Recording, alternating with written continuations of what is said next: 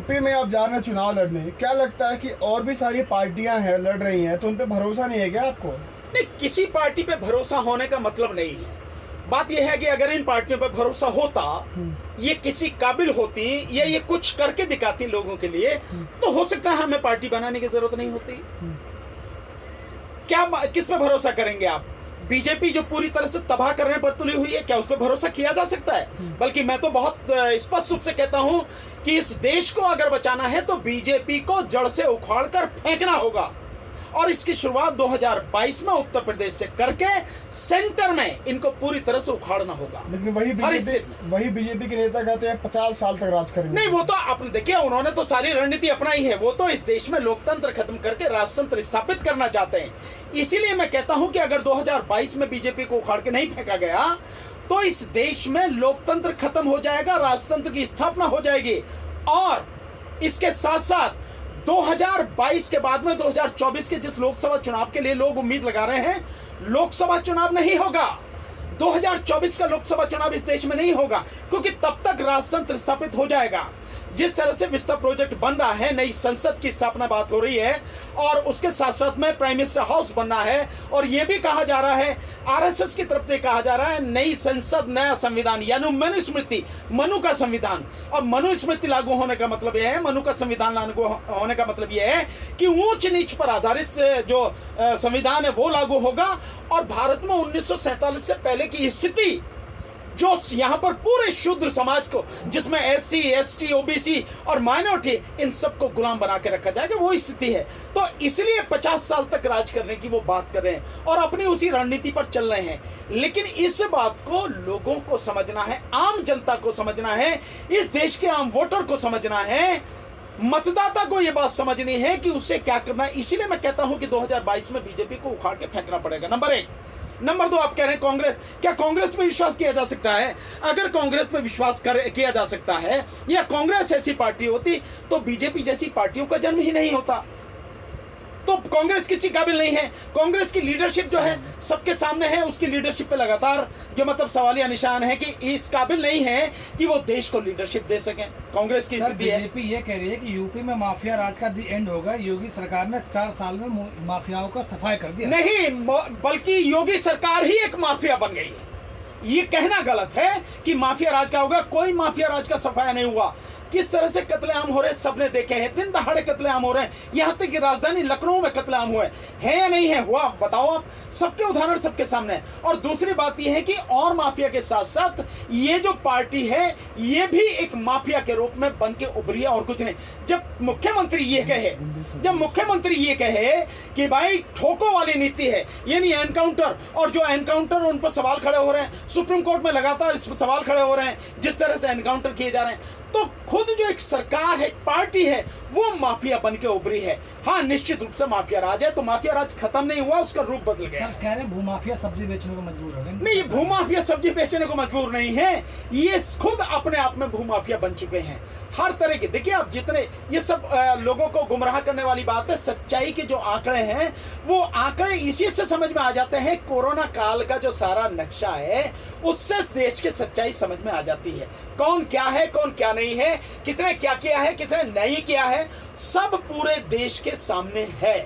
Sir आप शुरू से ईवीएम का विरोध करते आ रहे हैं, और आज उत्तर प्रदेश में आप खुद चुनाव लड़ने जा रहे हैं, तो सर आप किस चीज की मांग करते हैं कि ईवीएम चुनाव होना चाहिए नहीं? देखिए, मैंने बहुत स्पष्ट रूप से कहा है, मैं आज भी कह रहा हूं, और जब तक ईवीएम हट नहीं जाएगी तब तक हम न केवल संघर्ष करते रहेंगे, बिल्कुल ये आवाज उठाते रहेंगे, ईवीएम से चुनाव नहीं होना चाहिए।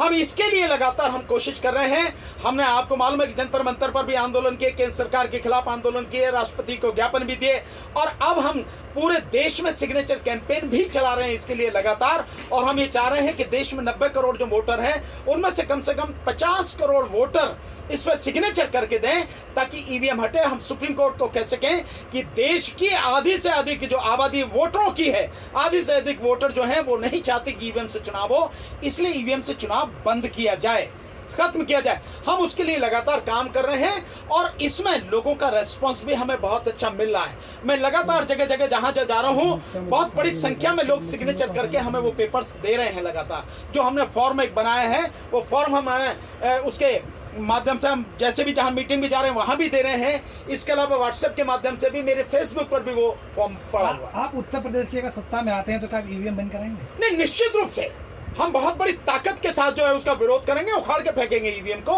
निश्चित रूप। बल्कि मैं तो अभी कह रहा हूं लोगों को, अगर लोग साथ दें तो अभी इसी बार ही खत्म हो जाएगा ईवीएम का तो खेल जो है। तो लोगों को साथ देना बहुत जरूरी है। या तो सिग्नेचर कैंपेन में हमारा साथ दें, नहीं और भी अगर फिर भी नहीं होती है तो लोगों को ईवीएम मशीन तोड़नी चाहिए। एक ना एक दिन तो ये कदम हमें उठाना ही पड़ेगा इस चीज को, जिससे पूरा देश तबाह हो रहा है, जिससे एक पार्टी विशेष जीत कर आ रही है, जिसके साथ में कोई भी जनमत नहीं खड़ा है, बहुमत उसके साथ में नहीं है, फिर वो ईवीएम के माध्यम से जीत कर आ रही है। इसको रोकना तो पड़ेगा, आज नहीं तो कल, कल नहीं तो परसों, एक दिन इसको रोकना पड़ेगा। बेहतर यह है कि जितनी जल्दी रोक लें उतनी जल्दी ये देश बर्बाद होने से बच जाएगा, कुछ बच जाएगा, नहीं तो सब कुछ तबाह हो जाएगा। सर, आप बीजेपी के विरोध चुनाव लड़ने की घोषणा कर चुके हैं। सर, जो 17 फुल बहुमत की सरकार है सर, जो उत्तर प्रदेश में अभी सत्ता का हासिल है, सत्ता काबिज करके बैठी है, क्या आपको लगता है कि आप उनको सत्ता से हटा सकते हैं? बिल्कुल हटा सकते हैं। जनता हमारी बात मानेगी, जनता हमारी बात को समझ रही है। आज की तारीख में ऐसा कोई नहीं है जो मेरा नाम न जानता हो, मेरा चेहरा न जानता हो।